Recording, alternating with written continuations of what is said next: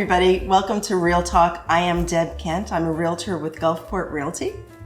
And I'm Stacy Purcell, and I'm also a realtor with Gulfport Realty. We're coming to you from the Pegasus House, correct? Yes, it's a very well-known house in the Gulfport area, in the Gulfport Art District area. And why does it have the name the Pegasus House? Because in its wonderful grand entrance hangs a very large antique Pegasus. Very cool. Yeah. Hand carved, it's beautiful. That's amazing. It is. This house is amazing. It really is, and it's going to be for sale. It is. It's going to be for sale, and I'm sure we're going to get a lot of interest on it because everything in this house is custom. Mm-hmm. You just don't find these accoutrements in a newer home. Very true. 13-foot ceilings. It's incredible. Yeah. So, on a different topic, today we're talking about investments. Investments is on everybody's mind because people realize the value of real estate and investing in real estate. And I can't think of a better person to talk about real estate investment than you, specifically investing by rehabbing homes. And that's something that you've done a lot of. I have, yes. And we do have a lot of fixer-uppers in town still, but they're not going cheap. And I still believe that renovating a home is a good investment if you know what you're doing and if you work with qualified people who also know what they're doing.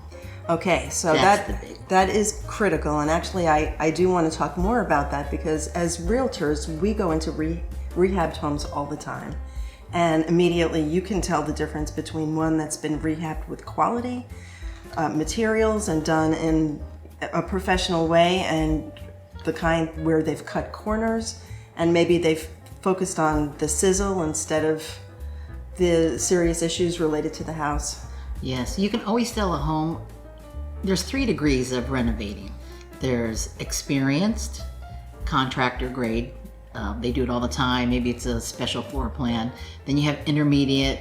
It's people who do several houses a year. Then you have the novice. And I can walk in a house and I can tell you exactly who did this rehab, which one of those tiers. Mm-hmm. And a lot of it has to do with the novice tends to buy materials off the shelf at Home Depot.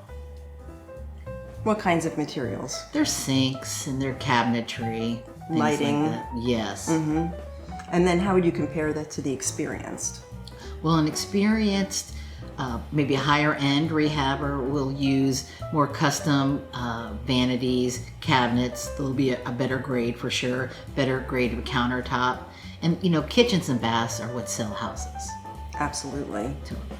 So, besides us. yeah, of course. We sell houses all the time.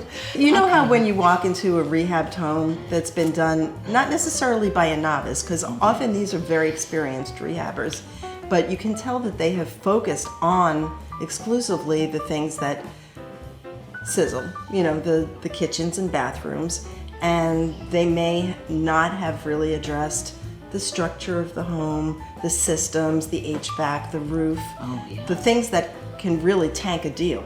Yeah. So they've made the house look beautiful and it looks great in pictures, but when the inspector comes, they discover actually that the house is in pretty bad shape. That is true. They do that a lot. And because a roof, the plumbing, and some exterior improvements don't show really how much money they cost to improve the house.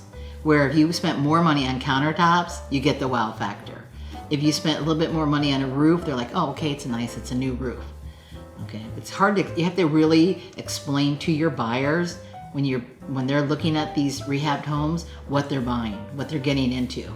So what advice would you have for somebody who wants to go into rehabbing, and maybe this will be their first one, and they understand that kitchens and bathrooms are the wow factor, but they also know that the house that they're about to renovate has a bad roof, an old roof, or an HVAC that's at the end of its lifespan. What advice would you give that rehabber? Do you tackle those structural things first and then focus on the wow factor, or do you wait for those structural and systemic issues to come up on inspection? Well, there's 2 ways of doing that. Depends on their budget. If they don't have the money in their budget, I'll say Don't do the roof, don't do the air conditioning until we get in contract. And then we can build it into the price. So you've actually renovated a lot of homes. You just finished your 59th rehab. did. What do you look for in a house that you think would be a good candidate for rehabbing? Well, when I look for a home, I look for location is the first thing. I would like to find a house that had a newer roof and maybe a newer air conditioning system, because then you can put the money into the other kitchens and the baths and painting and do some custom work.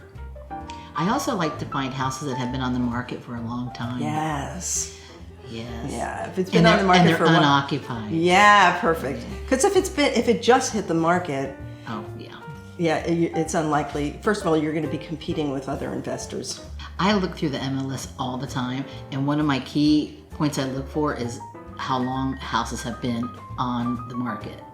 And I like them to be unoccupied and non-homesteaded. Okay, what does that mean, non-homesteaded? That means usually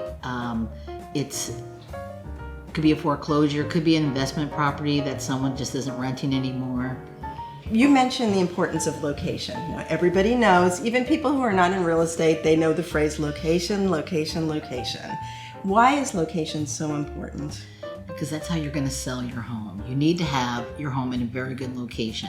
And you know, that is a buzzword. So are the buzzword good bones. I hear that from a lot of new investors. There's no way to tell really by looking at a house if it has good bones. But you can tell that it has a good location.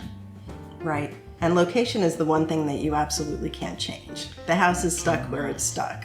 And how about, do you look at neighborhoods that are transitioning? Or do you, because there's some it's speculative. There's risk involved in rehabbing in a neighborhood where maybe the property values haven't gone up yet. There is a lot of risk. It all depends on what you pay for the home.